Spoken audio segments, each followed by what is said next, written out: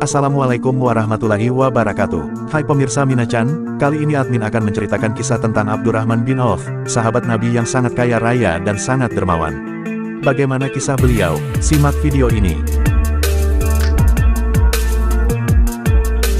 Salah seorang sahabat Nabi Shallallahu Alaihi Wasallam yang mendapat rekomendasi masuk surga adalah Abdurrahman bin Auf bin Abdi Auf bin Abdul Harits bin Zahra bin Kilab bin Al-Qurasyi As-Suhri Abu Muhammad.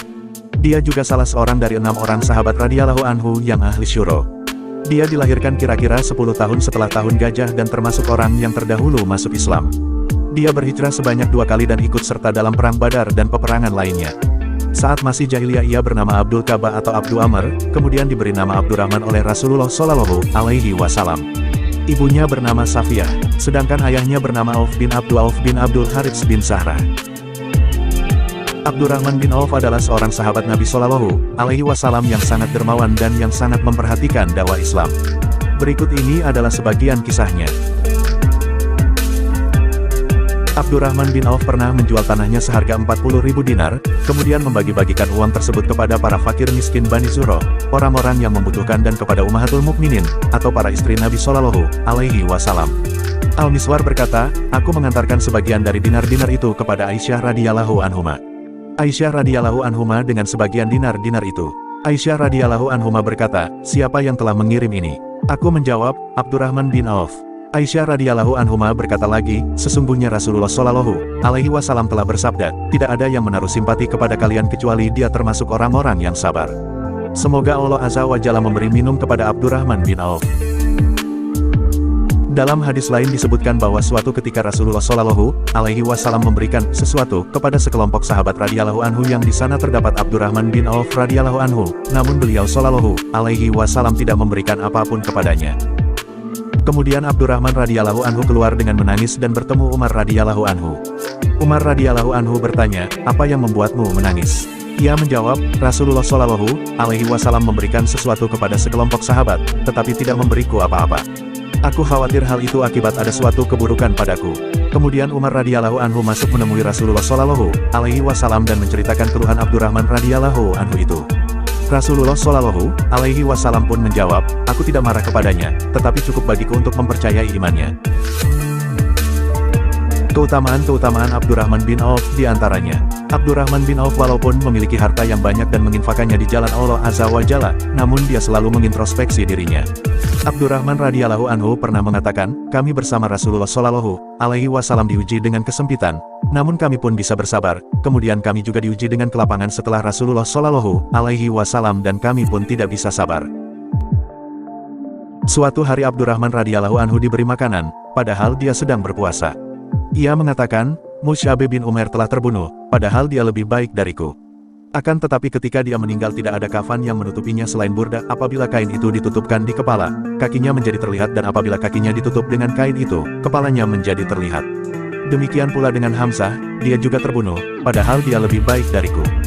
Ketika meninggal, tidak ada kafan yang menutupinya selain burda. Aku khawatir balasan kebaikan-kebaikanku diberikan di dunia ini. Kemudian dia menangis lalu meninggalkan makanan tersebut. Senada dengan kisah di atas, Naufal bin Al-Huzali berkata, dahulu Abdurrahman bin Auf radhiyallahu anhu teman bergaul kami. Beliau adalah sebaik-baik teman. Suatu hari dia pulang ke rumahnya dan mandi. Setelah itu dia keluar, ia datang kepada kami dengan membawa wadah makanan berisi roti dan daging, dan kemudian dia menangis. Kami bertanya, wahai Abu Muhammad panggilan Abdurrahman, apa yang menyebabkan kamu menangis? Ia menjawab, dahulu Rasulullah Shallallahu Alaihi Wasallam meninggal dunia dalam keadaan beliau dan keluarganya belum kenyang dengan roti syair. Aku tidak melihat kebaikan kita diakhirkan. Abdullah bin Abbas radhiyallahu anhu meriwayatkan bahwa Umar bin Khattab radhiyallahu anhu pergi ke Syam. Ketika sampai Sargin, nama sebuah desa di batas Syam setelah Hijaz, ia berjumpa dengan penduduk Al-Ajnat yaitu Abu Ubadah dan para sahabatnya. Mereka memberitahu bahwa wabah penyakit telah berjangkit di Syam. Umar radhiyallahu anhu berkata, panggilkan aku para muhajirin yang awal berhijrah. Aku, Abdullah bin Abbas, pun memanggil mereka. Umar radhiyallahu anhu memberitahu dan meminta pendapat mereka tentang wabah tersebut.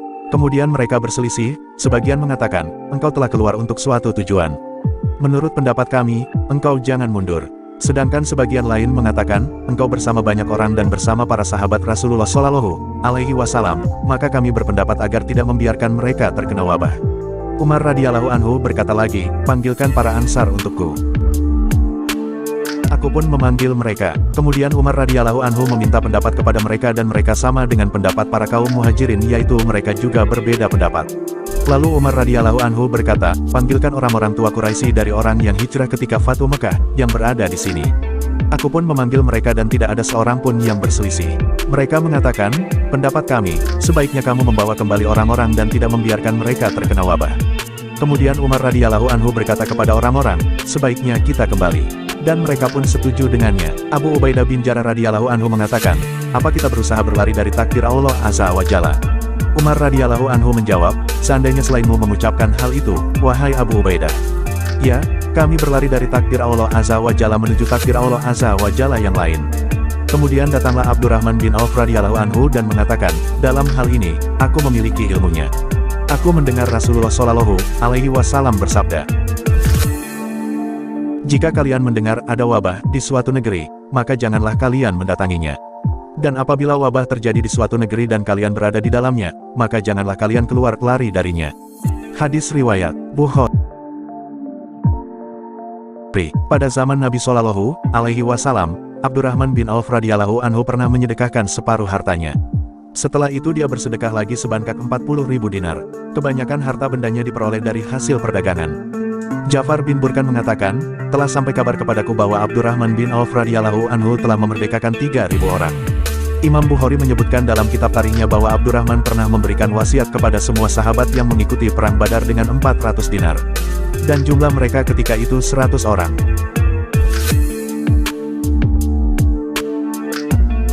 Beliau meninggal dunia pada tahun 32 Hijriah, beliau berumur 72 tahun dan beliau dikubur di pemakaman Baqi dan Utsman bin Affan radhiyallahu anhu ikut menyalatkannya. Demikian selintas kisah tentang seorang sahabat Nabi Shallallahu Alaihi Wasallam yang sangat kaya, seorang konglomerat pada zamannya, namun amat sangat dermawan. Semoga menjadi tauladan bagi kita semua. Wallahu alam.